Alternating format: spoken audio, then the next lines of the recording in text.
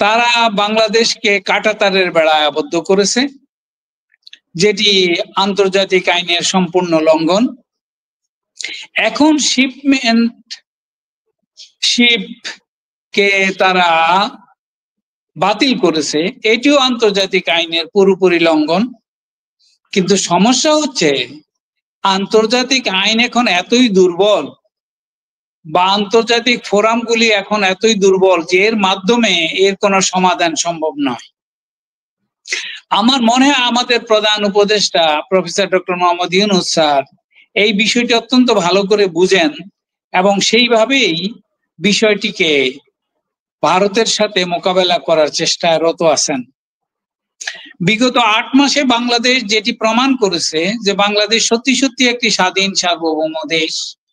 বাংলাদেশের নিজস্ব পলিসি আছে, নীতিমালা আছে, যে নীতিমালা দেশের ভিতরে এবং বাইরে সমানভাবে কার্যকর থাকবে। 2020 সাল থেকে আমরা ভারতের এই সুবিধাটুকু পেয়েছি যে আমরা অন্য দেশে যদি আমাদের মালপত্র পাঠাতে চাই তাহলে আমরা ভারত বা হিন্দুস্তানের কয়েকটি পোর্ট ব্যবহার করতে পারব এবং এই ট্রান্সশিপমেন্টের গুরুত্ব মূলত অত্যন্ত কম। এখানে কত দিনে কয়েক হাজার কেজি মালামাল হয়তো পারাপার হয়, কিন্তু এই বিষয়টিকে বড় করা ছাড়া ভারতের আর কোনো উপায় ছিল না। ভারত যে আমাদেরকে কতগুলো অন্যায্য অসম চুক্তিতে আবদ্ধ করেছে তার হিসাব কিন্তু এখন আমরা জানি না, এবং ওই সমস্ত কাগজপত্র এখনো জাতির সামনে উপস্থাপিত হয়নি। আমার দৃঢ় বিশ্বাস ওই সমস্ত অসম, অন্যায্য এবং দাসখত দেওয়া চুক্তিসমূহ যদি আমাদের জাতির সামনে উদ্ঘাটিত হয় তাহলে আমরা বুঝবো যে আমাদেরকে কি কঠিন অবস্থার মধ্যে ফেলা হয়েছে। আমাদেরকে রীতিমতো সিকিমের পর্যায়ে নিয়ে যাওয়া হয়েছে, পশ্চিমবঙ্গের পর্যায়ে না, সিকিমের পর্যায়ে। কিন্তু একটা সমস্যা হচ্ছে বাংলাদেশ আয়তনে যাই হোক না কেন, বাংলাদেশের 180 মিলিয়ন এই যে জনতা, এবং এই জনতা দীর্ঘ 50 বছর ধরে এই কথা বুঝতে সমর্থ হয়েছে যে আমাদের উন্নয়নের পথে, আমাদের সমৃদ্ধির পথে, আমাদের স্বাধীনতার পথে বাধা একমাত্র ভারত। এবং তারা এটা কূটকৌশলে করছে এমন নয়, তারা আমাদের পুরো সরকার ব্যবস্থাকে গ্রাস করেছিল হাসিনার মাধ্যমে এবং হাসিনাকে ফ্যাসিস্ট হিসেবে ব্যবহার করেছে। এখন এই ব্যবস্থাটা দুইটা দিক আছে। একটা ভারতের অভ্যন্তরীণ দিক, যেটা ভারতের এই নরেন্দ্র মোদী যখন 2001 সালে মুসলমানদের বিরুদ্ধে হত্যাকাণ্ড পরিচালনা করে, হাজার হাজার মুসলমানকে হত্যা করা হয়, সেই সময়কাল থেকে আজকে 24-25 বছর যাবৎ বাংলাদেশের বিরুদ্ধে দাঁড়ানো অর্থ হচ্ছে মুসলমানদের বিরুদ্ধে দাঁড়ানো।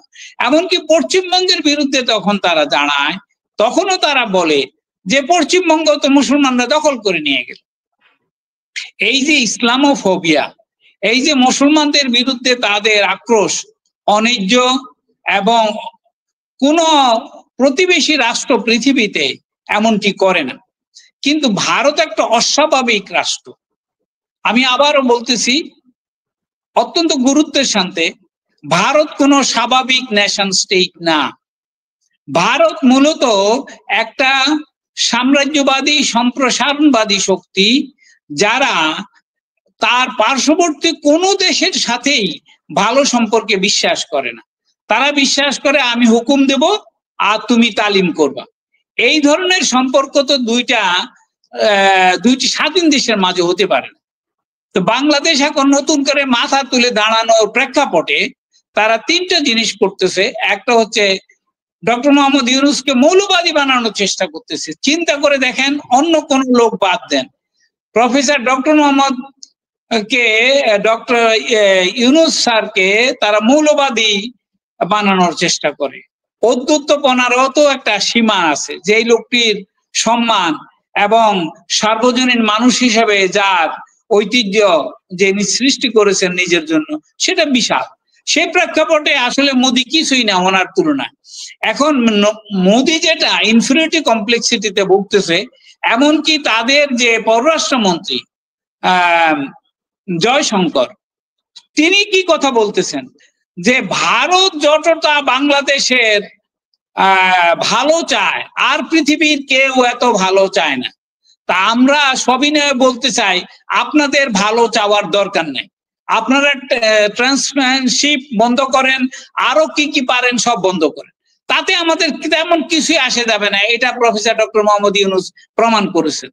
এখন এদের জ্বালাটা কোথায়? জ্বালাটা হচ্ছে তাদের জিনিসপত্র আসা প্রায় 80% 90% কমে গেছে বাংলাদেশে, এটা এক।